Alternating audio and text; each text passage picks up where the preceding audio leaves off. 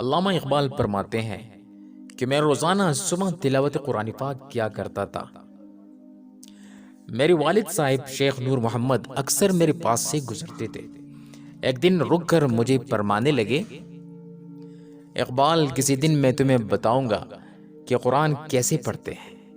اتنا کہہ کر وہ آگے بڑھ گئے اور میں حیران بیٹھا سوچنے لگا کہ میں بھی تو قرآن پڑھ رہا ہوں۔ دوستو، اگر آپ ہمارے چینل پہ نئے ہو تو پلیز چینل کو سبسکرائب کریں اور ساتھ ہی گھنٹی کی نشان کو کلک کریں تاکہ ہماری نئی ویڈیو آپ تک بر وقت پہنچتی رہے۔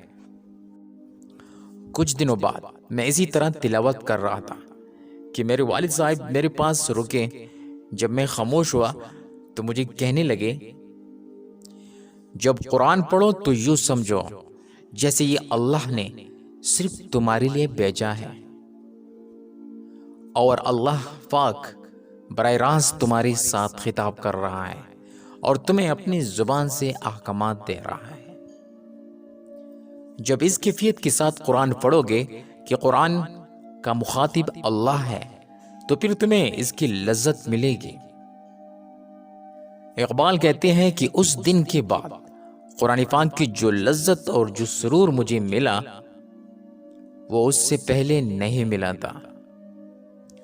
تو دوستو، جب قرآن کو پڑھو تو ایسے پڑھو کہ اللہ پاک براہ راست تمہارے ساتھ خطاب کر رہا ہے اور تمہیں براہ راست احکامات دے رہا ہے۔ ایک دفعہ علامہ اقبال رحمۃ اللہ ایک دکان کے سامنے کھڑے تھے۔ دکان کے تختے پر حقہ پڑا ہوا تھا۔ آپ رحمۃ اللہ حقہ پی رہے تھے۔ ان کا ایک جوتا پاؤں میں اور دوسرا زمین پر تھا۔ اتفاق سے ان کے استاد مولانا سید میر حسن شاہ ادھر سے گزرے۔ ان کی نظر اپنے استاد پر پڑی تو فوراً تختے سے اترے، استاد کو جھک کر سلام کیا اور ادب سے ان کے پیچھے پیچھے چلنے لگے۔ حالت یہ تھی کہ ایک پاؤں میں جوتا تھا، دوسرے میں نہ تھا۔ اسی حالت میں شرمساری محسوس کی بغیر استاد کو گھر تک پہنچا کر لوٹے اور پھر اپنا جوتا پہنا۔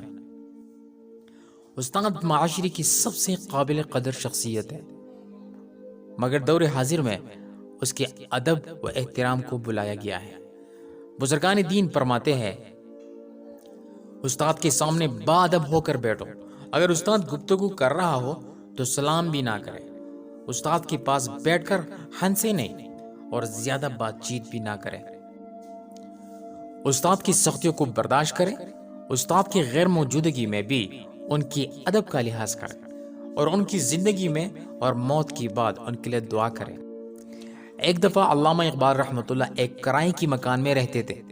مکان بہت پرانا اور ٹوٹا پھوٹا تھا اور اس کا کرایہ بھی زیادہ تھا۔ دوستوں میں سے کسی نے پوچھا، حضرت یہ مکان کسی بھی وقت گر سکتا ہے، یہ تو بہت پرانا مکان ہے، آپ اس کا اتنا زیادہ کرایہ بھی دیتے ہیں، اس کرایے میں تو اس سے بہتر مکان مل سکتا ہے۔ علامہ اقبال رحمۃ اللہ نے جواب دیا، آپ ٹھیک کہتے ہیں، لیکن آپ کو معلوم نہیں کہ یہ مکان ایک بیوہ کا ہے جس کے بچوں کی گزر بسر اسی مکان کی کرایہ پر ہے، اور مجھے مکان خالی کرنے یا کرایہ کم کرنے میں شرم آتی ہے۔